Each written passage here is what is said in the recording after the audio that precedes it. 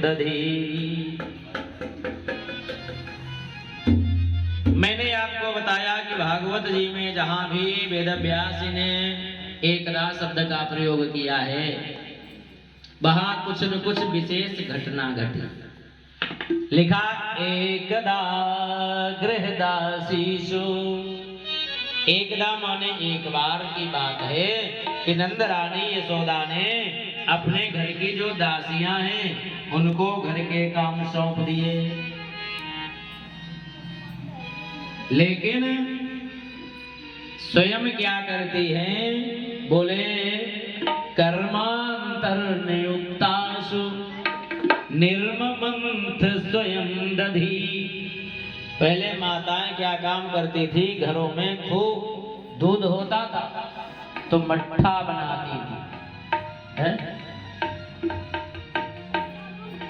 और पहले दूध बेचा भी नहीं जाता था, अब तो दूध बेचने का व्यापार है। क्यों? पहले के लोग कहा करते थे कि दूध और पूत बड़े भाग्य से मिलते हैं।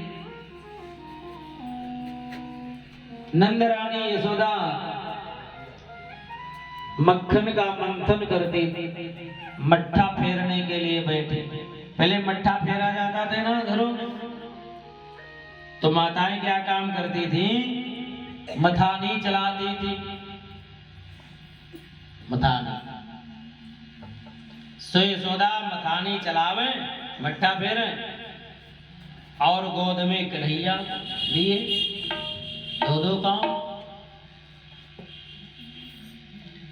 और तीसरा काम क्या? बोले आनी आनी है गीतानी तदबाल चरितानि च।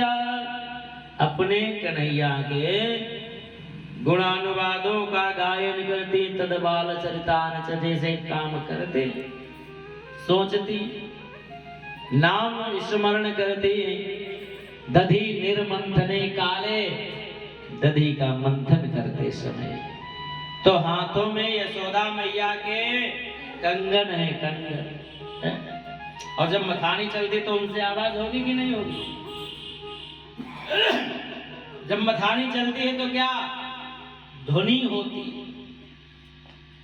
उस ध्वनि के साथ में मैया गायन करती हैं यशोदा जी। छौमंबासा पृथु कटि तटे बिभ्रति सूत्रमद्ध पुत्र स्नेह स्नुत कुच युगम जात कंपम सशुभ्रु। इधर दधी मंथन करते समय यशोदा को एक बात याद आ गई, अरे मैं तो भूल गई रसोई घर में दूध रखा है। तो क्या काम करो? कन्हैया को उठा के जमीन में ठसको और रसोई घर में चली गई। तो देखा दूध देखा, भगवान सोचने लगे बारे मैया खूब झूठ मूठ को दिखावा करे, हाँ कि लाला को इतनो चाहे उतनो चाहे, प्राणन से ज्यादा प्यारो कन्हैया हमारो, पूरे दिन जाए करे, लेकिन पूत कम प्यारो दूध ज्यादा प्यारो। सो रसोई में जो चले गए कन्हैया तो रूठ गए। अब जब रूठ गए तो इनके रूठने का मतलब कुछ गड़बड़ जरूर करेंगे। जे राम जी तो है नहीं, सीधे साधे रूठ गए तो भी खड़े मुंह लटकाए, हाँ बोले रूठे हैं तो मजा ले। मथानी अलग गिराई और जो मटका था ना, मटका जिसमें दधी मंथन करती, तो मटके को तोड़ दिया। अब नंद रानी यशोदा ने देखा, अरे ये मटका इतना प्राचीन समय,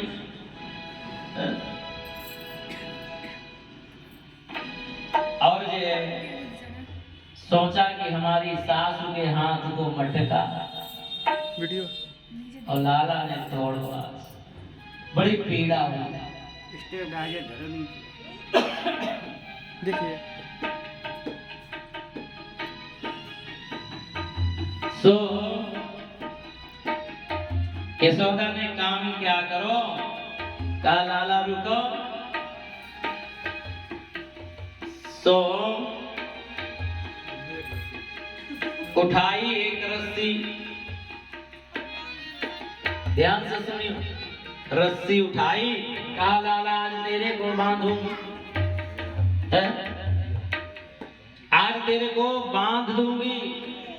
अब रस्सी उठाई और कन्हैया के दोनों हाथ पकड़े और जो रस्सी लपेटी हाथों में और जो गांठ लगाने को नंबर आओ तो रस्सी 2 अंगुल छोटी पड़ गई। अब तो यशोदा चक्कर में दूसरी रस्सी उठाई, तीसरी, घर में जितनी रस्सियां थी सब बड़ो रस्सा बना। लेकिन जब कन्हैया को बांधो, जो रस्सी में जो गांठ लगाओ उनको नंबर आवे तो रस्सी 2 अंगुल छोटी हो जाए।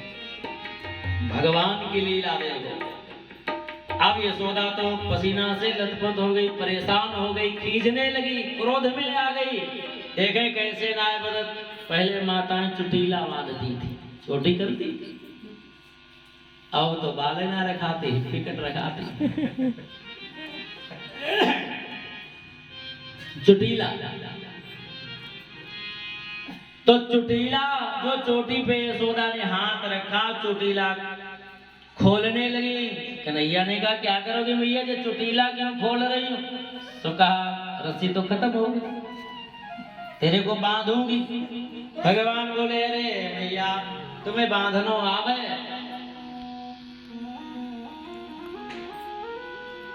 अब हम बतावे कैसे बांध हो जाए, चुटीला मती खोलो। भगवान ने छोटी सी एक रस्सी उठाई, यशोदा के हाथ पकड़े और यशोदा के दोनों हाथ बांध दिए छोटी सी रस्सी में। कहा देखो ऐसे बांध हो जाए। अब यशोदा का लाला हमें खोलो। भगवान कहे मैया गुस्सा करोगी, ऐसे बांध हो जाए, हमसे सीखो। यशोदा बोली अब लाला सीख लिया। तो भगवान कहने लगे हमें बांध के दिखाओगी? कहा हाँ। तो बड़ी मुश्किल से भगवान ने यशोदा जी को खोलो। तो फिर यशोदा मैया ने क्या काम किया, भगवान को बांधा। क्यों? भगवान सोचे बंधेगे नहीं, मैया को कष्ट होगा ना। मैया खींचने लगी, क्रोध आ गया, तो भगवान यशोदा से बंध गए। लेकिन यशोदा को जब क्रोध रहा, जब अहंकार में थी, तो भगवान कहते देखो मैं अहंकार की रस्सी से बंधने वाला नहीं हूँ। मेरा भक्त तो मुझे प्रेम की रस्सी में जकड़ लेता है, अहंकार से नहीं।